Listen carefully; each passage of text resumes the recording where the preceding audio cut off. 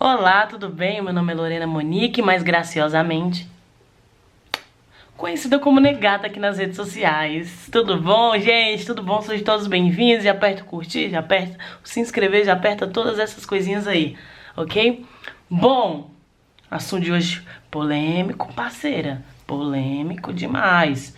O STF vai falar sobre aborto. E o Código Penal brasileiro, ele é de 1942.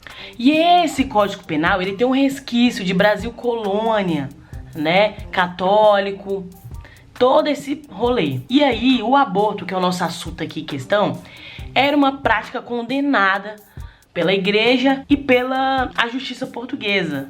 O que a prática aqui também no Brasil se tornou também uma prática condenada. Leis criadas, ó, um tempo atrás reverberam nesse 2018 nosso de cada dia, até hoje. Muito provavelmente por homens, muito provavelmente criados a partir de uma teoria fundamentalista, religiosa, moral e todo esse rolê. O aborto foi citado explicitamente na legislação de 1830, que é o Código Penal do Império, e desde lá então a gente carrega essa carga que é hoje.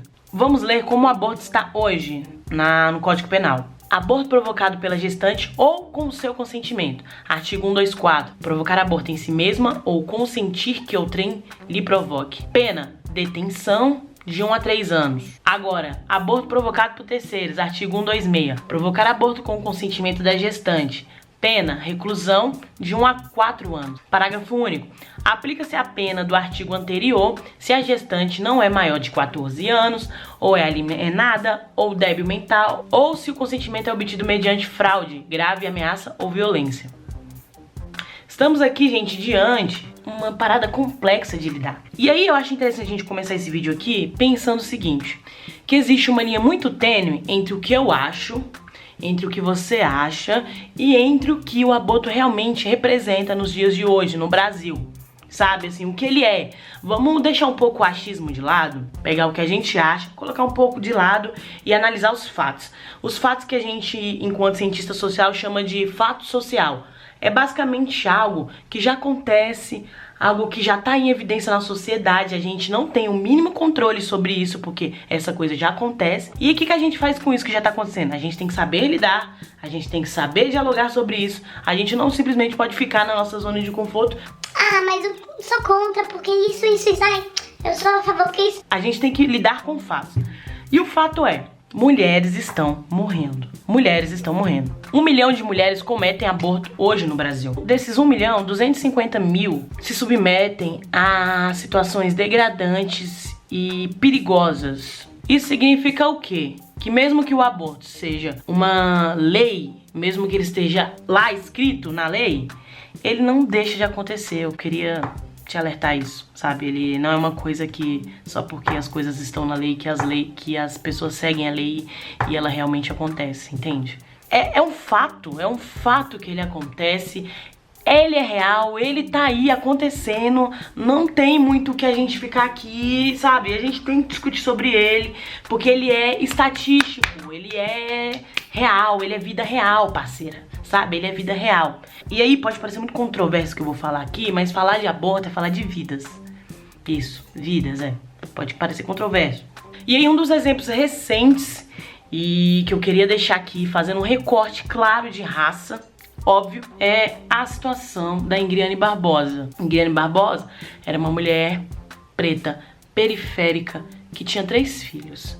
Uma mulher de 30 anos, que tinha um filho de 2 anos, um filho de 7 anos e um filho de 9 anos. Que a Ingriane, velho, no ápice do desespero dela, sabe o que ela fez? Ela permitiu que fosse enfiado dentro do útero dela talo de mamona. E essa é a única posição possível, né? A única posição possível é de uma mulher que é periférica e que escolheu, por inúmeras situações, não ter uma criança. E aí, se ela não tem condições, ela vai submeter a isso. Mas se ela tem condições, claro, ela atravessa a fronteira, compra bons remédios, paga médicos, vai para um país onde é descriminalizado, vai para um país onde é legalizado e fica tudo certinho, porque essa mulher tem dinheiro, né?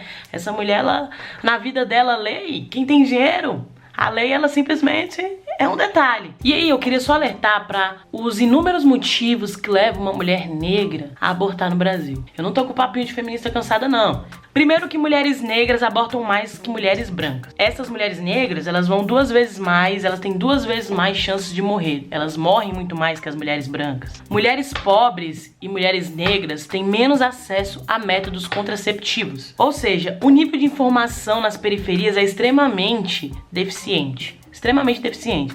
Mulheres negras têm menor acesso aos serviços de saúde, sabe? Falta de estrutura econômica. Falta de amparo psicológico. Você sabe o que é isso? O que é um amparo psicológico? Tem uma pessoa ali pra sustentar o rolê com você, de uma gravidez não indesejada, sabe? De ter um parceiro que vai estar ali somando com tu, fechando com tu. Nesse processo, não tem, somos minoria nisso. A ausência do pai do bebê. Essa é uma parte que é muito complexa pra gente. E já é foda não ter amparo financeiro. Agora imagina não ter amparo do pai. Do pai chegar pra tu e falar que não vai assumir a criança, do pai sumir. Quantas histórias a gente já não escuta por aí, parceira? Em 10 anos, o número de mães solteiras, ela só cresce ainda mais, velho. Não tá no gibi, não tá no gibi. Quantos caras não têm responsabilidade com seus filhos? Quantos caras são negligentes com seus filhos? Quantas e quantas mulheres solteiras nesse Brasilzão afora aí? Grande parte dessas mulheres solteiras são mães negras, sabe? Que estão em vulnerabilidade socioeconômica, em vulnerabilidade psicológica, emocional, sabe? O que é o abandono paterno? Porque o abandono paterno, ele não é algo extremamente problemático. Só para ser bem específica, 5,5 milhões de crianças brasileiras não têm seus pais registrados na sua certidão de nascimento. Sei lá, sem falar de um registro inacreditável que fala que mulheres negras não recebem anestesia no parto. 22%. Especificamente. Então, sei lá, qual é a política do quem pariu Mateus que balance, sabe? Ela é pra quem? Porque ela é tão misógina? Porque ela é tão machista? Por que as leis criadas por homens e para os homens? Porque os homens que têm que decidir sobre os corpos das mulheres, você entende? Por que as mulheres que têm que se preocupar, por exemplo, com os métodos contraceptivos? Quando estão num relacionamento estável. Porque quando elas não estão, se ela não se preocupar, parceira, já era.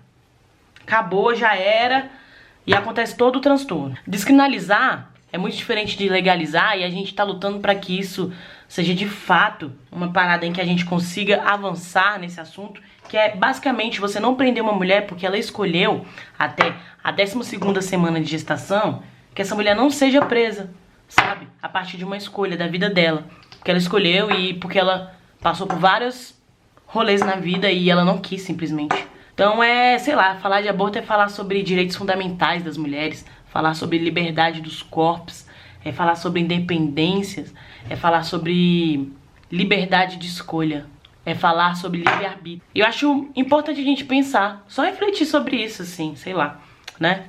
E aí tá rolando uma audiência pública aí no STF, que é a DPF 442, que vai falar basicamente sobre isso, sobre a descriminalização, sobre os problemas e sobre mulheres não serem punidas até a 12ª semana de gestação, partindo desse argumento aí que a gente conversou no vídeo de hoje. Tem muito mais coisas aí no box da descrição sobre, por exemplo, o porquê dessa audiência, sobre, por exemplo, por que até a 12ª semana de gestação, o que é a DPF, o que significa, por que essas mulheres estão se reunindo, por que isso, por que aquilo, tá tudo aí, é só ler e se inteirar. A gente só faz aqui o exercício de, tá rolando isso aí, se liga nisso aí, e aí a gente conversa e dialoga. Esse vídeo é só pra trazer essa pequena contribuição sobre a importância, né, da gente discutir sobre esses assuntos. Sei lá, um beijo pra vocês, muito obrigado por assistir o vídeo, se inscreva, curta o canal, deixe seu comentário sobre o que você pensa sobre isso. E até o próximo vídeo, um beijo, tchau!